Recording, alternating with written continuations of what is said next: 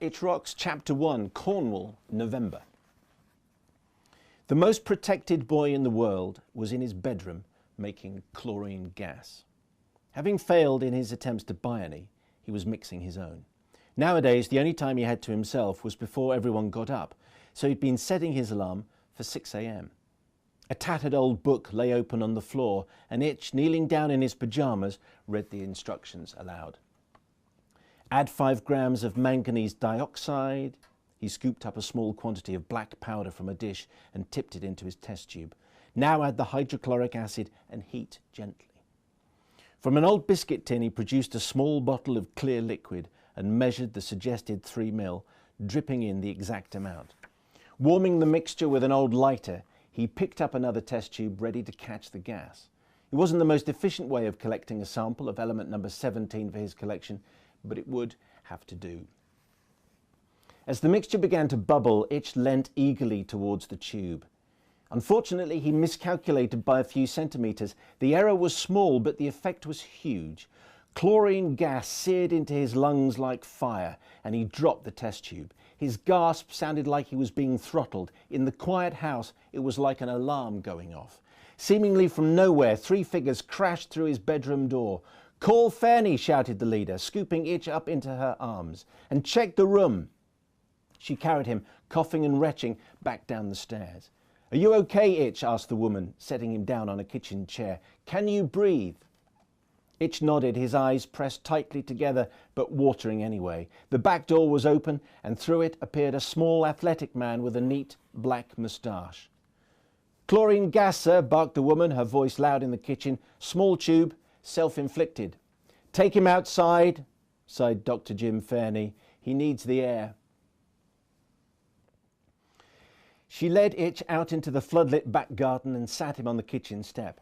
After he'd taken a few deep breaths, Fairney knelt down beside him. He tapped Itch on the shoulder and waited for him to open his eyes. "Idiot," he said. "Sorry," croaked Itch. "I thought I could bottle some before school." He broke off, coughing. Fairney looked up as Nicholas and Jude Loft appeared behind them in the kitchen. They were both tall, Nicholas easily 6'4", but it was Jude that Itch most closely resembled, their hair both mousy, wavy and uncontrolled. He's fine," he called before they could say anything. "Just a little chlorinated mouthwash to start the day. He'll be okay just as soon as his lungs have stopped burning. Give him 5 minutes."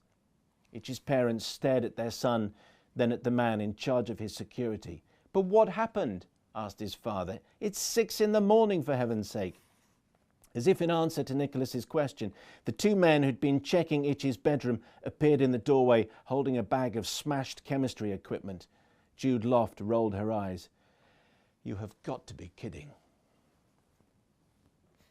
MI5 had taken over his house and forced the neighbours to move.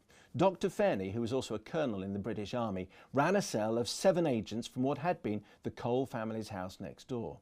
There were 3 on duty, 3 off, 24 hours a day. The final member of the team had moved in with Itch's cousin Jack and her family. On every window, the loft house now had steel shutters that could be lowered if there was a perceived threat. There was a very visible CCTV at the front and back of the property, and a complex alarm system triggered by laser beams that crisscrossed the garden. Inside there were cameras downstairs, but by common agreement, none upstairs. The fence between the 2 semi-detached houses had been removed and replaced with powerful lighting, a satellite dish and a generator. In the Coles house, the living rooms were now stuffed with a battery of monitors running images from inside and outside the next door house. Other cameras showed the roads around the town and the Cornwall Academy, which was the school attended by Itch and his 11-year-old sister Chloe. The agents tried to interfere with family life as little as possible, keeping to the kitchen as much as they could. The on-duty team would have 1 member watching the screens next door, while the other 2 patrolled the garden. And all of this because a man called Cake had given Itch a rock.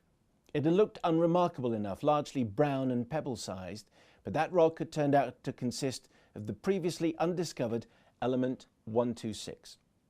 Highly radioactive and extremely powerful, its value was incalculable, but so was the danger it presented. Depending on who controlled it, Element 126 had the potential to solve the world's energy crisis or make its owner a nuclear power overnight.